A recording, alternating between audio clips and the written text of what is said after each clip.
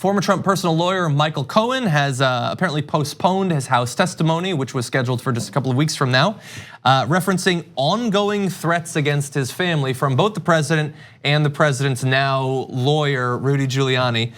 So a statement from Lanny Davis, Cohen's legal team spokesman, came out that said, due to those ongoing threats against his family from Trump and Giuliani, as recently as this weekend, as well as Michael Cohen's continued cooperation with ongoing investigations, by advice of counsel, Cohen's appearance will be postponed to a later date. We don't have any idea at present when that later date would be, although bear in mind that Cohen is scheduled to start a 3-year prison term on March 6th. And so that means that he's got to fit a lot into his social calendar between now and then, although hypothetically he could be subpoenaed in some fashion to do it afterward.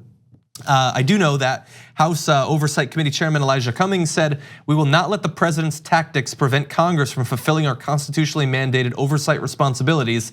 This will not stop us from getting to the truth." So those threats referenced, we do have some of those available if you'd like to see them.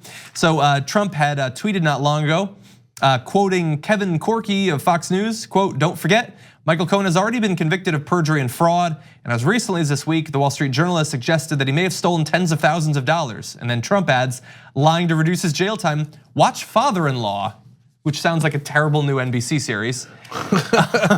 Watch it, everybody. But we also have a little bit more, so here is Trump on video. In order to get a sentence reduced, he says, "I have an idea. I'll give you some information on the president." Well, there is no information, but he should give information maybe on his father-in-law, because that's the one that people want to look at, because where does that money? That's the money in the family. And I guess he didn't want to talk about his father-in-law. He's trying to get his sentence reduced. What is his father-in-law's name? I don't know, but you'll find out and you'll look into it, because nobody knows what's going on over there. Oh yeah, I will. So she is just desperately trying to do his job for him effectively, and that's what she's there for. But she accidentally makes him look ridiculous because she asks a simple follow-up question. This guy that you continually tell us is behind all this illegal stuff, what's his name? Trump doesn't know. He has no idea. That would require 1 minute of homework. And by the way, that was his personal lawyer. So if you thought his father-in-law was so shady and that made Michael Cohen get involved in dirty affairs, why did you hire him? So, by the way, I love the constant reference to how Michael Cohen was his fixer. Do you have a fixer? I know I don't have a fixer. You know why? Because I never broke anything. That's what you need a fixer for when you break laws all the time, and you need somebody to go run after it and try to fix it. So there's two things here. One is Michael Cohen's reference to the safety of his family and the constant threats from the president and his followers. So I believe him and I don't believe him. I believe that he is constantly being threatened. I know because I'm constantly threatened. We're daily. Trump followers and right-wing nut jobs threaten our safety every single day. It's actually a story that doesn't get talked about at all in the press, but the right-wing terrorizes people they disagree with. They constant threats of harming you physically. Now, if I get it that bad, imagine what they're doing to Michael Cohen, right? So that's part of it. But I think that he's partly using that as an excuse because he's probably been getting that for months now since he's turned on Donald Trump. Yeah. And no, what Trump has done, this is the important part, is by putting the father-in-law out there, he's saying people should look into him. That is a signal that if Michael Cohen goes to testify, the other Republicans will ask him questions about his father-in-law. And then in an effort to get him to lie and get him in bigger trouble or admit things about his father-in-law. So now his father-in-law probably is like, don't go to, I have no idea what his father-in-law has done, okay? So all this might be terribly unfair, but whatever that threat was, it seems to have worked. So he's worried that the Republicans are gonna do Trump's bidding and attack his family.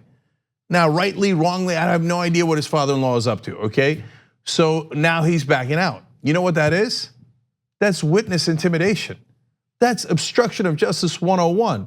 Hey, you should watch your family. If you're gonna go testify against me in Congress, yeah, okay. Well, let's see what my guys do to your father-in-law. Now, Giuliani says, well, no, that's not obstruction of justice because he didn't threaten to kneecap anyone or kidnap their kids. That's literally what he said, okay?